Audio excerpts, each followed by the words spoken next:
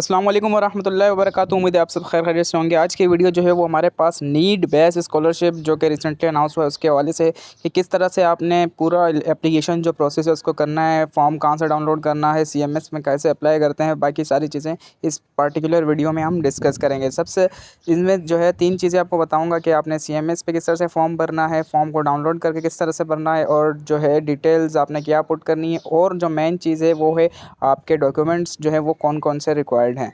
तो पहले जो है हम देखेंगे कि फ़ॉर्म को कहाँ से डाउनलोड करना है और किस तरह भरना है।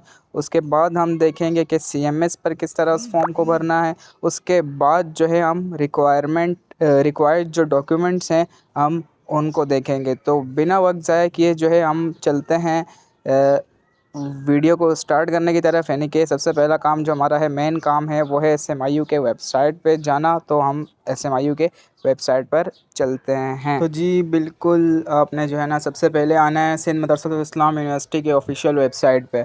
जब आप एसएमआईयू के ऑफिशियल वेबसाइट पे आएंगे तो आपको जो है 2 से 3 चीज़ें मिलेंगी। सबसे पहला काम आपने क्या करना है, अपने सीएमएस पे जाना है।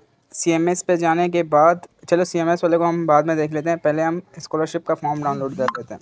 इसके बाद का जो प्रोसेस होगा सीएमएस वाला, वो मोस्ट इंपॉर्टेंट है, वो हम बाद में करते हैं, ठीक है, क्योंकि उसमें जो है ना सारी चीज़ें तरीके से बननी होंगी, वो हम एंड में करते हैं। तो यहाँ पर आने के बाद, ऑफिशियल वेबसाइट पर आने के बाद, आपने स्टूडेंट्स का जो सेक्शन है इसमें जाना है। स्टूडेंट्स में आने के बाद आपके पास यहाँ पर स्कॉलरशिप का ऑप्शन आएगा। सबसे पहले देख लेते हैं, 2 स्कॉलरशिप्स हैं। एक में लिखा है सिर्फ स्कॉलरशिप्स और एक में लिखा है एहसास स्कॉलरशिप। तो आपने एहसास स्कॉलरशिप पे नहीं बल्कि स्कॉलरशिप पे क्लिक करना है। जब आप स्कॉलरशिप पे क्लिक करेंगे तो आपके पास यहाँ पर कुछ इस तरह का इंटरफेस आएगा। नीचे डाउनलोड्स में आके आप देखेंगे, जब स्क्रॉल डाउन करेंगे डाउनलोड्स में आके देखेंगे HEC need base scholarship form और स्कॉलरशिप एप्लीकेशन गाइडलाइंस, ठीक है। तो आपने फॉर्म पे क्लिक करना है, HEC need base scholarship form. मेरे पास ऑलरेडी डाउनलोडेड है, आपके पास नहीं होगा तो आप डाउनलोड कर लेना। अब इसे खोल के चेक करते हैं कि इधर ये इसको फिल किस तरह करना है। तो इसको अगर हम देखें तो सबसे पहले जो है इसमें हमारे पास है नेम ऑफ़ यूनिवर्सिटी, हम अपना नाम लिखेंगे। उसके बाद सेकंड नंबर पे है डिग्री टाइटल प्रोग्राम, आप किस प्रोग्राम में पढ़ते हैं, आईटी में पढ़ते हैं, सॉफ्टवेयर इंजीनियरिंग में, कंप्यूटर साइंस में या बीबीए में, वटेवर जो भी आप प्रोग्राम पढ़ रहे हैं आपने वो लिखना है। उसके बाद एप्लीकेंट्स नेम, अपना नाम लिखना है, अपना जेंडर लिखना है। उसके बाद एप्लीकेंट नादरा एनआईसी नंबर, आपने अपना एनआईसी नंबर यहाँ पर लिखना है इस पूरे बॉक्स में। उसके बाद अपना मैरिटल स्टेटस लिखना है, आप सिंगल हैं, मैरिड हैं या डाइवोर्स हैं, जो भी हैं वो लिखना है। उसके बाद नंबर 4 पे आपके पास एज है और डोमिसाइल है। एज आपने वो लिखनी है जो आपके एनआईसी और मैट्रिक के जो मार्कशीट है, सर्टिफिकेट है, उस पर है, आप वही लिखेंगे। फिर आपका परमानेंट एड्रेस आ गया, प्रेजेंट एड्रेस और परमानेंट एड्रेस। उसके बाद नंबर 7 जो है वो थोड़ा सा ट्रिकी है, उसको देख लें, क्योंकि ज़्यादातर जितने मैसेजेस मेरे पास आए हैं अभी तक उसमें सब ने यही सेम गलती की है। नंबर 7 में देखें क्या है, आर यू करंटली वर्किंग, आप अभी काम कर रहे हैं या नहीं। मोस्टली स्टूडेंट काम नहीं कर रहे होते, कुछ करते हैं कुछ नहीं करते, तो इसे हम उस हिसाब से देखेंगे। तो जो है, अगर आपका जो नंबर 7 का आंसर यस होगा, इस बात को जो है ना थोड़ा समझने की कोशिश करें। अगर आपने नंबर 7 पे यस पे क्लिक किया है, टिक किया है, देन आप जो है नंबर 9 से लेकर या नंबर 8 से लेकर आगे जो है प्रोसीड कर सकते हैं। आगे सारे जो है नंबर 13 तक कॉलम्स फिल करें।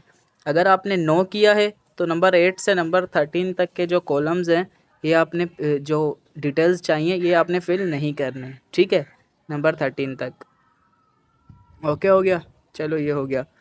अब नंबर 14 पे आ जाते हैं। नंबर 14 पे जो है आपके फैमिली मेम्बर की जो डिटेल्स हैं वो चाहिए, ठीक है। नंबर 14 पे आपके फैमिली मेम्बर्स की डिटेल्स चाहिए, total monthly income and self income if applicable, total monthly income वगैरह जो है आपके फैमिली के चाहिए। उसके बाद नंबर 15 पे है brother sister children family member studying, आपके कितने जो है फैमिली मेम्बर पढ़ रहे हैं उन सब का यहाँ पे सीरियल नंबर वाइज आपने बताना है उनका नाम क्या है, और उनके साथ आपका जो एप्लीकेंट है जो अप्लाई करे स्कॉलरशिप में, उसके साथ उनका क्या रिश्ता है, नाम और एड्रेस जहाँ पे वो पढ़ रहे हैं, और फीस उनकी पर मंथ कितनी है। उसके बाद 15 पे आप जब आएंगे तो आपने फादर नेम और सॉरी कंप्यूटराइज एनआईसी नंबर, इनके फादर नेम और एनआईसी नंबर लिखना है, उनका स्टेटस लिखना है।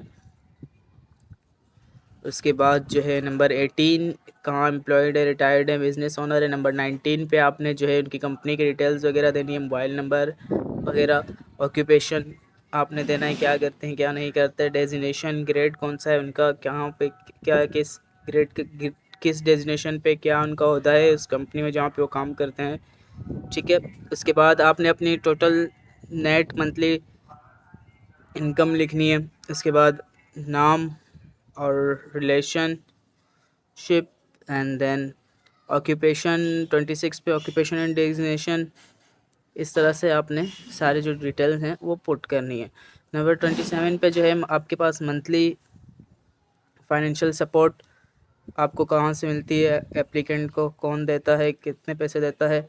एसेट इनकम आपके जो है इनकम बतानी है मंथली बेसिस पे। आपके पास अगर कोई आ रहा है, यानी कि आपने कोई घर रेंट पे दिया हुआ है, कोई ज़मीन कोई गाड़ी आपने कुछ रेंट पे दिया है, तो आप उसके डिटेल्स यहाँ पे बताएंगे कि प्रॉपर्टी रेंट पे दी है, या ज़मीन दिया हुआ है लीज़ पे, या बैंक डिपॉजिट आपके पास पड़ा हुआ है जहाँ से आपको मंथली इनकम आता रहता है, ठीक है। वो डिटेल्स देनी है अगर है तो। अगर नहीं है तो आगे प्रोसीड करते हैं। Total family monthly income, family members आपने नाम लिखना है, रिलेशनशिप लिखना है, मंथली इनकम उनकी कितनी है क्या नहीं है, वो सारी डिटेल्स यहाँ पे लिखनी है। उसके बाद 30A पे आ जाते हैं, फैमिली एक्सपेंडिचर्स। फैमिली जो है आपके कहाँ रहती है, मतलब आपका घर किस टाइप का है, बंगलो है, रेंटेड है, अपार्टमेंट है, या फ्लैट है, या आपका टाउन हाउस है, या गांव में घर है, कुछ भी है, आपने ये सारी चीज़ें इसमें लिख देनी है। जो भी है उस पे उसके हिसाब से आपने जो है डिटेल्स बतानी है। उसके बाद हम आते हैं नीचे, यूटिलिटी बिल आपने बतानी है कितनी आती है लास्ट मंथ जो है आपने पे करी हैं। 32 पे आपके पास मेडिकल जो ख़र्चे हैं, आपके अखराजात हैं, वो बताने हैं। उसके बाद 33 एकोमोडेशन वगैरह, और 34 पे जो है सेम यहाँ पर भी है 29A और 33। ये जो सेक्शन है इसमें 29A और 33 लिखा है। हम 29A पे चेक कर लेते हैं क्या है टोटल मंथली इनकम, ठीक है। और 33 पे जो आपने यहाँ पे एक्सपेंडिचर्स दी हुई हैं मेडिकल वगैरह के, वो बताने हैं। उसके बाद से आपके पास 29B के डिस्क्रिप्शन है, फिर आपने जो है इसको फिल करना है। सेम जो ट्रांसपोर्ट वगैरह आप यूज़ कर रहे हैं, ये सारी चीज़ें आपने यहाँ पर लिख देनी है। आपके पास गाड़ी वगैरह के क्या सिस्टम है, ये सारे डिटेल्स आपने जो है वो इस फॉर्म में जो है वो फिल करनी है। इसी तरह से आपके पास सिलसिला चलता जाएगा। नीचे आएंगे तो एक अंडरटेकिंग है, अंडरटेकिंग को देख लेते हैं। द अंडरटेकिंग में आपके पास क्या है, the information given in this application are true to the best of my knowledge and I understand that incorrect, ठीक है। तो मतलब ये सारी चीज़ें जो है आपने अंडरटेकिंग को भी साइन वगैरह करना है, और फिर इस फॉर्म को अपने डिपार्टमेंट में जो भी आपका कंसर्न डिपार्टमेंट है स्कॉलरशिप के हवाले से, वहाँ पर आपने जमा करा देना है। तो SMIU वालों के लिए जो है ये 14 जून जो है लास्ट डेट है। तो आपने इसके साथ साथ एक और काम जो मोस्ट इम्पॉर्टेंट है वो आपने करना है। आपने अपने CMS पे जाके नीड बेस स्कॉलरशिप के फॉर्म को भरना है। आप CMS में किस तरह भरते हैं वो मैं आपको बताता हूँ। तो जी बिल्कुल, CMS में आने के बाद आपके पास जो है कुछ इस तरह से मेन मेन्यू होगा। यहाँ पर जो है आप सिंध मदरसतुल इस्लाम यूनिवर्सिटी पे जो है क्लिक करेंगे।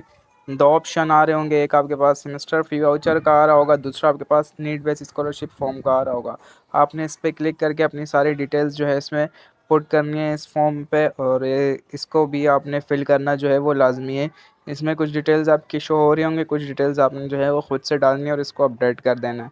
अपडेट करने के बाद आपने इसको सेव कर देना है, और फिर जो है अपना जो एप्लीकेशन वगैरह जो डॉक्यूमेंट्स रिक्वायर्ड हैं वो आपने वहाँ पर जमा करा देने हैं।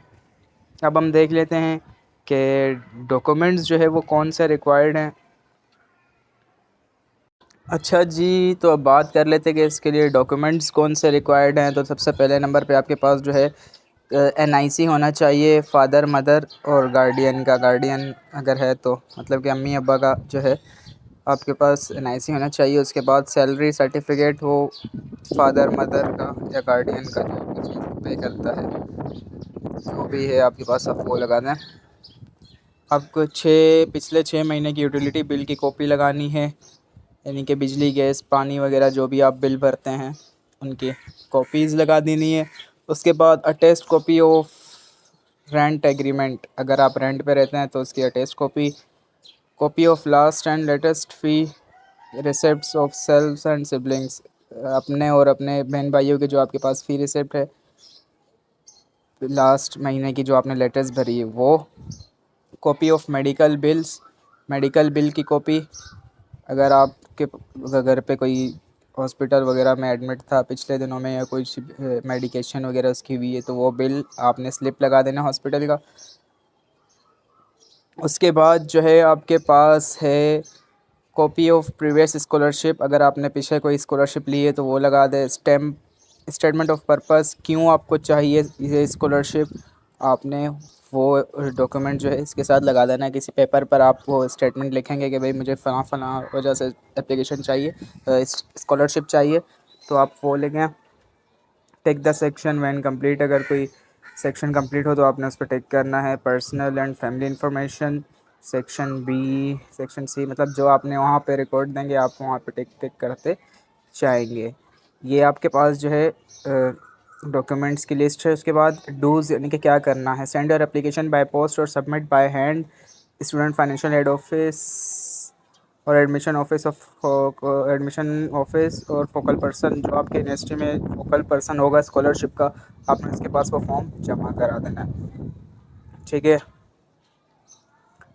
उसके बाद आपने जो है place document in right order as above section 1 to 10, आपने ये जो 10 डॉक्यूमेंट्स रिक्वायर्ड हैं आपने क्या करना है, वन बाय वन जो है इनको प्लेस करना है। सबसे ऊपर एनआईसी की कॉपी अब्बू की, इसके बाद इस तरह से सारी चीज़ें आपने इस तरह से रखनी है।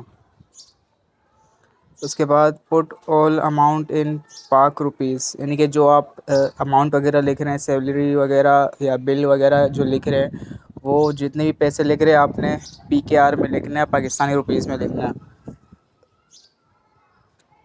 अगर कोई चीज़ आपके पास अवेलेबल नहीं है तो आपने कैपिटल NA लिख देना है, जिसका मतलब नॉट अवेलेबल होता है। और बस डू नोट क्या चीज़ें नहीं करनी, प्रोवाइड फॉल्स मतलब गलत इन्फॉर्मेशन नहीं दें, और राइट नहीं करें फॉर्म को, मतलब कि कुछ काटा पीटी ना करें। ये सारी चीज़ें जो हैं वो आपके पास हैं, जो आप जब नीड बेस स्कॉलरशिप भरेंगे फॉर्म तो ये चीज़ें आपको रिक्वायर्ड हैं। उम्मीद है आपको जो है वो प्रोसेस पूरा समझ आ चुका होगा। आप फॉर्म को, अपने डॉक्यूमेंट्स वगैरह जो भी हैं आपने वो सारे सबमिट करा देने ताकि आप इस अपॉर्चुनिटी को अवेल कर सकें।